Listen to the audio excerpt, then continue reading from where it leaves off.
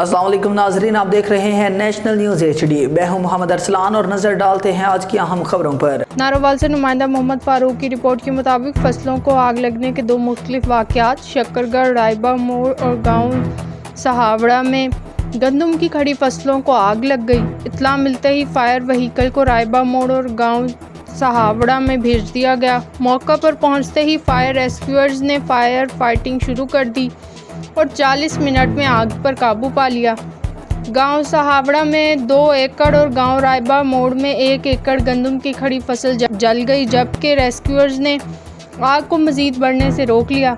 District emergency officer engineer Naeem Akhtar ने कहा, हम मीडिया के तवस्सुत से लोगों से अपील करते हैं कि फसलों के करीब सिगरेट नोशी से परहेज़ करें और आग लगने वाले आलात से भी दूर रहें ताकि गंदम की तैयार फसल आग से महफूज रहे। एहतियात करने से ही आग लगने के वाक़यात को कम से कम किया जा सकता है।